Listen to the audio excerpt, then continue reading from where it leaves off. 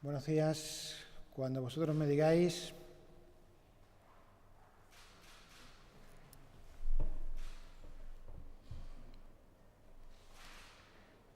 ya hay un ok, nos faltan dos. ¿También? ¿Estáis todos entonces? ¿Empezamos? Ok. Vamos a esperar a una compañera que creo que está llegando. Te estamos esperando, tranquila, te estamos esperando. No hay problema.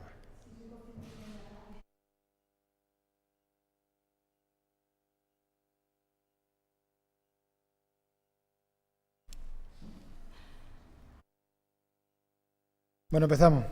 Gracias por vuestra asistencia a esta rueda de prensa tras el Consejo de Gobierno que hoy hemos celebrado. En primer lugar, queríamos hablarle del decreto que hoy hemos aprobado en este Consejo de Gobierno, un decreto por el que se desarrolla la Ley 13/2018 de 26 de diciembre, un decreto ley de conciertos sociales para la prestación de servicios a las personas en el ámbito social, sanitario y sociosanitario de Extremadura. En resumen, podemos decir que se trata de un decreto que va a poner las bases reguladoras y la aplicación de la ley a la que hemos hecho mención, de la Ley 13/2018. La filosofía de este decreto es la de convertir en conciertos las subvenciones sociales, sanitarias y sociosanitarias que se otorgan a las organizaciones del tercer sector. Las subvenciones no son, desde nuestro punto de vista, el modelo idóneo para asegurar derechos, por lo que el desarrollo de esta ley convierte o va a convertir las subvenciones en conciertos. El desarrollo de la Ley de Conciertos Sociales establece los requisitos para que las entidades del tercer sector puedan optar a estos conciertos. También va a establecer las distintas modalidades de los servicios, sean para el ámbito social, sanitario o sociosanitario. Esta ley va a permitir, este decreto ley va a permitir que las entidades puedan estar hasta 12 años con el concierto sin obligación de renovarlo. Y esto hará posible que organizaciones del tercer sector que están haciendo una magnífica labor en Extremadura con muchísimas personas que tienen problemas, pues va a hacer posible que les garantice los conciertos durante 12 años, dándole estabilidad precisamente a esas organizaciones. ¿En qué consiste? Voy a poner un ejemplo. Todos conocemos a una organización del tercer sector que tiene muchísima implantación en Extremadura y que hace una enorme labor, como por ejemplo es Plena Inclusión. Como ustedes saben, hasta ahora Plena Inclusión dependía de que las subvenciones de la Junta de Extremadura pues le fueran llegando y se le fueran garantizando. Con esta ley lo que vamos a hacer es que esas organizaciones del tercer sector puedan hacer conciertos con la Junta de Extremadura de hasta 12 años. De esta manera, a esas organizaciones pueden planificar con tiempo, pueden darle estabilidad a sus trabajadores, pueden no interrumpir muchos de los servicios que ahora mismo se interrumpen esperando que lleguen subvenciones. Por tanto, lo que queremos es, con este decreto ley, es garantizar la estabilidad de esas organizaciones, garantizar la estabilidad de los trabajadores que están en esas organizaciones y, fundamentalmente, prestar un mejor servicio.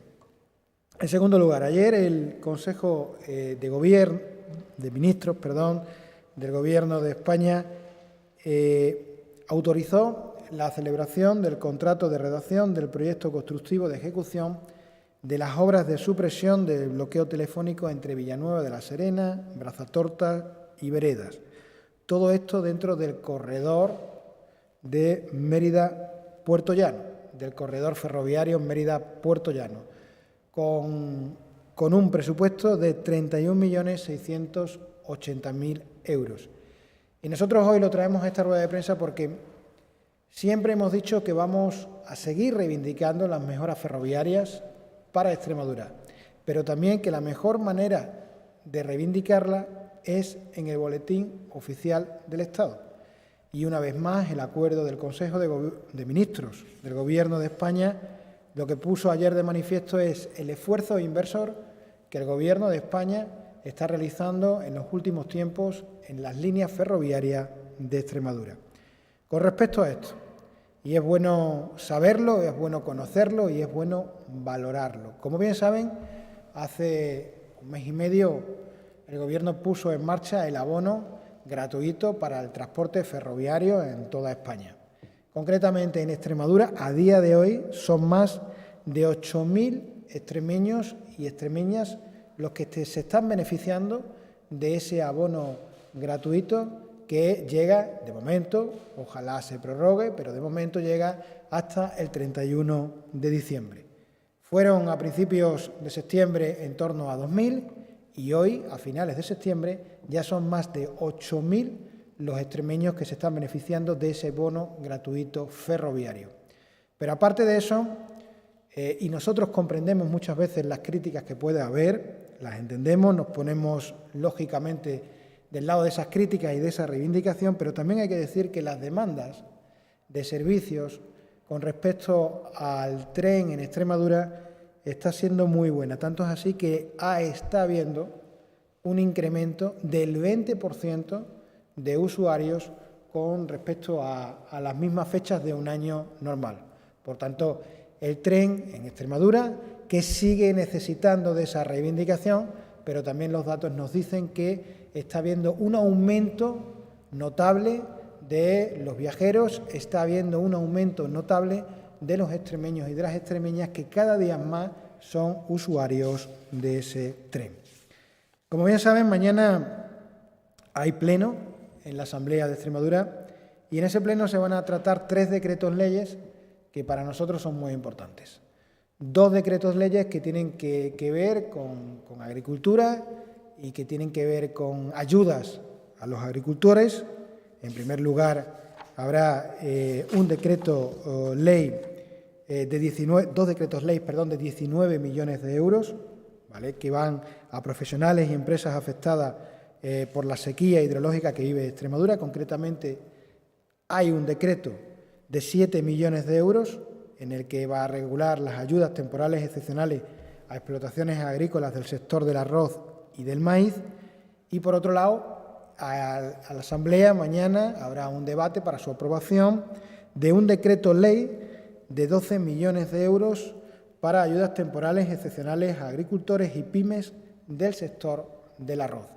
En total, 2 decretos leyes con un montante de 19 millones de euros para ayudar a agricultores debido a la sequía. Lo que le pedimos a los partidos políticos, fundamentalmente de la oposición, que mañana tienen una posibilidad enorme de ayudar a los agricultores de esta región, porque no solamente se ayuda a los agricultores en ruedas de prensa, a los agricultores se ayuda tomando decisiones para favorecerlos. El Gobierno pone 19 millones de euros para los agricultores afectados por la sequía, en este caso por el arroz, por el maíz. Mañana se lleva a la Asamblea de Extremadura y lo que esperamos es que todas las fuerzas políticas, incluidos los partidos de la oposición, lo voten a favor y se posicionen al lado de los agricultores en Extremadura. También mañana llevaremos a la Asamblea de Extremadura el decreto sobre el aprovechamiento del litio. Yo creo que a estas alturas somos conscientes todos en Extremadura de la importancia que va a tener el litio en los próximos años en el proceso de reindustrialización de nuestra tierra.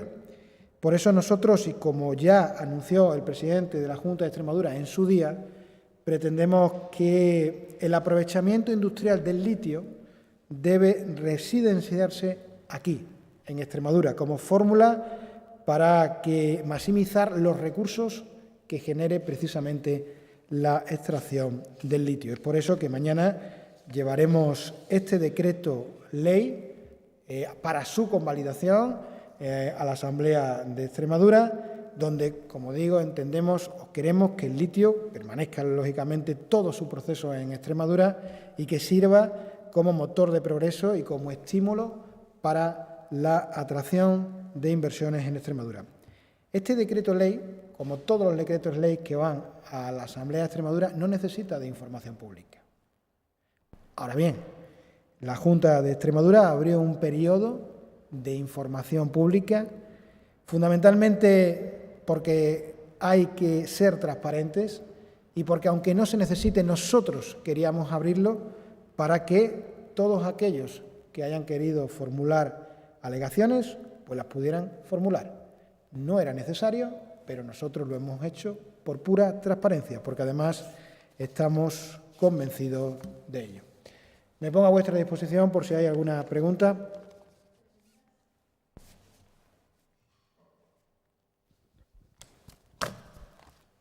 Sí, portavoz, buenos días. Hola, buenos días. Yo quería, sobre los presupuestos, la negociación de los presupuestos, ¿cuál es la postura del Gobierno sobre la propuesta de rebaja fiscal? Si se va a estudiar, pero se descarta, o si se puede contemplar alguna opción, o qué se va a hacer. Nosotros ahora mismo estamos en pleno proceso de negociación. Cuando uno está en pleno proceso de negociación, lógicamente lo que tiene que hablar es con los interlocutores. Aquí hay diferentes actores que han dado su opinión, pero como digo, nosotros estamos todavía en ese proceso de negociación y de escucha. Lo único que nos llama la atención, poderosamente la atención, es que cuando nosotros convocamos a los agentes sociales y al resto de partidos políticos, pues aparte de que algunos hayan incidido mucho en el tema fiscal, lo cual respetamos, a nosotros nos hubiera gustado también que los partidos políticos de la oposición hubieran incidido en el capítulo de gastos. Es decir, que cómo mejorarían ellos la sanidad pública en Extremadura, cómo mejorarían ellos la educación pública en Extremadura, cómo mejorarían ellos la dependencia en Extremadura. Y desgraciadamente echamos en falta que los partidos de la oposición hayan traído ideas de calado en ese aspecto y que solamente se hayan centrado en el debate de los impuestos, cuando yo creo que todos tenemos que estar de acuerdo, porque si no estamos de acuerdo es que no hemos entendido el estado en el que vivimos. Todos deberíamos entender que para que haya un hospital en Don Benito de Villanueva como el que se está construyendo son necesarios los impuestos, que para que haya ayudas a los agricultores, como algunos partidos políticos están pidiendo, son necesarios los impuestos, que para que haya más profesores, como algunos partidos políticos están pidiendo, son necesarios los impuestos, porque los impuestos es una inversión de futuro, es una inversión para proteger y fortalecer los servicios públicos y en épocas turbulentas como la que estamos en estos momentos, para favorecer a las clases medias y a las clases trabajadoras. Y es lo que echamos en falta. Lo que echamos en falta es que los partidos políticos, muchos se han centrado en el mercadeo, por decirlo de alguna manera, impositivo, y no se han centrado en lo que nosotros les estábamos proponiendo: fortalecer a las clases medias y a las clases trabajadoras con más derechos, pero fundamentalmente con mejores servicios. ¿Más preguntas? Sí, se ha referido al capítulo de gastos con respecto a la oposición. Yo le quería preguntar al capítulo de personal. Hoy hay una reunión en Madrid respecto a futuras subidas de los empleados públicos. Ya se ha filtrado que el Gobierno va a proponer un 3,5% de subida, algo que anteriormente los sindicatos se oponían porque pedían no perder poder adquisitivo. Con una inflación al 10%, vamos, damos por hecho que no van a aceptar. Lógicamente, es un capítulo importante de los presupuestos de aquí de la región. Me gustaría saber si la Junta prevé ese 3,5, una cantidad mayor, una cantidad menor, o vamos a decir en dónde estaría un rango de esa subida o cómo puede afectar a esas cuentas. Estas subidas que estamos hablando, que no son ni de 1 ni un 2%, que son muy importantes. Nosotros en ese aspecto tenemos poco margen. Cuando digo tenemos poco margen, como bien saben, la subida salarial a los empleados públicos es una negociación que se hace entre el Gobierno de España, entre los agentes sociales, y que eso luego se materializa en la Ley de Presupuestos Generales del Estado y que luego nos repercute a todas las comunidades autónomas y a todas las administraciones. Por tanto, nosotros lo que respetaremos es esa negociación y lo que invitamos es a que lleguen al mejor acuerdo posible. Pero igual que con el de los empleados públicos, también, por ejemplo, con el de los pensionistas, que seguramente estarán en pleno proceso de negociación, siendo conscientes de que hay una inflación elevada y siendo conscientes también de que hay que respetar esa negociación entre los sindicatos, entre el Gobierno de España y, lógicamente, como no puede ser de otra manera, la acataremos. Pero la noticia que hoy hemos conocido todavía no está aprobada definitivamente y yo creo que lo que hay que dejar es ese margen a esa negociación porque además afecta a millones de trabajadores en este país. ¿Más preguntas? Sí, hola, buenos días. Buenos días. Sobre la situación de Valdecañas, me gustaría saber si la Junta ya trabaja en el proyecto de derribo o está a la espera de que resuelva el Constitucional. Gracias. Lo uno no es incompatible con lo otro. Es decir, la Junta está elaborando ese proyecto de derribo, porque además así lo dijo la justicia, pero además la Junta de Extremadura en su día puso un recurso ante el Tribunal Constitucional y también anunció que llegaría hasta donde tuviera que llegar. Es decir, si hay que llegar a instancias europeas, se llegaría a instancias europeas. Pero lo uno no es compatible con lo otro, con lo cual las dos vías están abiertas. Sí, respecto a Valdecañas, entiendo, todavía están en plazo, son 2 meses, de aquí a diciembre, digamos, expira el mandato de los tribunales, la Junta lo cumpliría, lógicamente. Estamos en plazos. ¿Alguna pregunta más?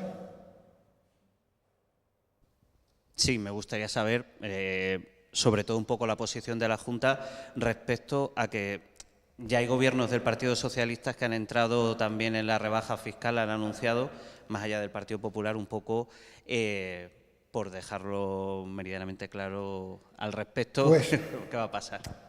La Junta de Extremadura, un poco en la línea de lo que le he contestado a tu compañero Juan, nosotros ahora mismo estamos, nuestro principal objetivo es que esto sea un presupuesto social.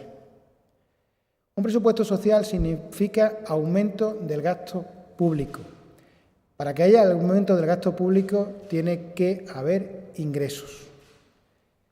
Y el posicionamiento de la Junta es precisamente ese, centrarnos en el gasto público, centrarnos en el fortalecimiento de los servicios públicos, en mejorar nuestra sanidad, en mejorar nuestra educación y ser coherentes. Porque ¿qué significa ser coherentes? Ser coherentes significa que aquellas comunidades autónomas que pedimos que se mejore nuestra financiación autonómica, deberíamos dar ejemplo.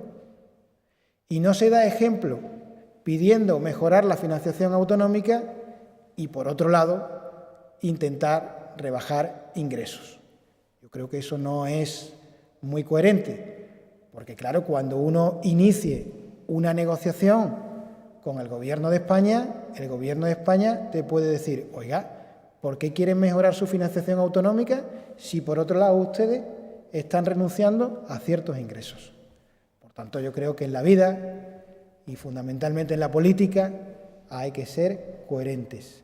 Por eso nosotros, desde la Junta de Extremadura, no queremos entrar en este mercadeo fiscal y lo que queremos entrar es en unos presupuestos que intenten favorecer y fortalecer los servicios públicos para las clases medias y para las clases trabajadoras, porque la sanidad pública, nuestros hospitales, nuestros centros de salud, nuestras guarderías, nuestros centros de día no se pagan con el Espíritu Santo, se pagan con los impuestos de los extremeños, de las extremeñas, de los españoles y de las españolas, que nunca se nos olvide.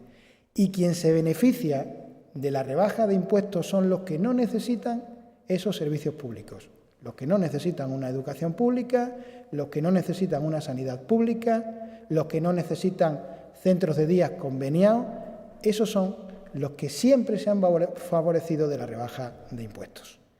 ¿Alguna pregunta más? Muy bien, muchísimas gracias.